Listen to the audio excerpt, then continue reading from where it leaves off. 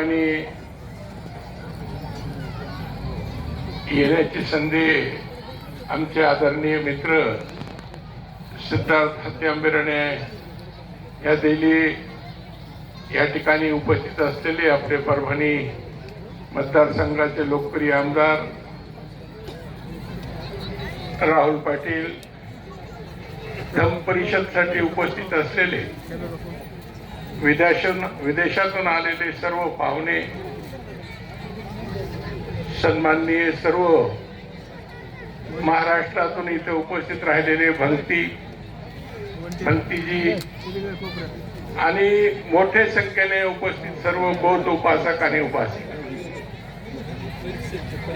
पहिल्यांदा मला असं सुंदरसं कार्यक्रमाला येण्याची संधी या ठिकाणी प्राप्त झाली, त्याबद्दल मी सिद्धार्थ भाऊचा लाख लाख त्यांचा आभार व्यक्त करतो.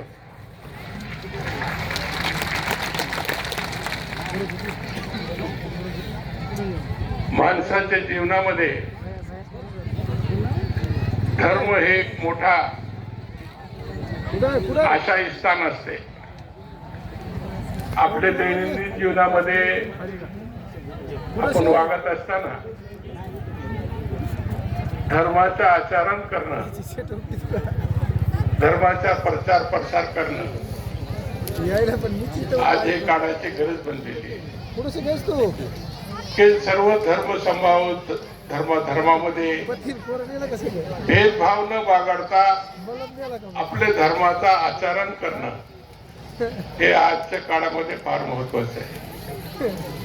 आणि मला आनंद होतो की या ठिकाणी पाहिल्यानंतर अत्यंत सुंदर असं ठिकाणी आमचे जे मुंबईहून आलेले पाहुणे त्यांनी या ठिकाणी आपले विचार व्यक्त करताना त्यांनी सांगितले की मोठा बौद्ध विहार या ठिकाणी बांधण्यात येणार आहे. मी सिद्धार्थ भाऊ बरोबर चर्चा करीत असताना त्यांना विचारला की इतकी सुंदर जागा तुम्ही या ठिकाणी घेतली. त्यांनी सांगितलं 10 एकर जागा आहे आणि या 10 एकर जागामध्ये असं सुंदर बौद्ध विहार लवकरात लवकर या ठिकाणी त्याचं बांधकाम व्हावं आणि पुन्हा आम्हाला या ठिकाणी येण्याची संधी त्यांनी द्यावी अशी आशा व्यक्त करतो.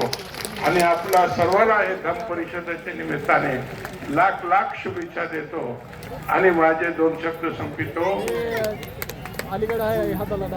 जय भीम. आदरणीय माजी आमदार आणि काँग्रेस पक्षाचे जिल्हाध्यक्ष सन्माननीय बाबाजानी दुर्राणी साहेबांनी या ठिकाणी आपल्याला मनपूर्वक शुभेच्छा दिलेल्या आहेत. या मंचावर अशा व्यक्तिमत्वाला आमंत्रित करतो की ज्यांनी आपल्या पदाचा विचार न करता दिल्ली विधानसभेमध्ये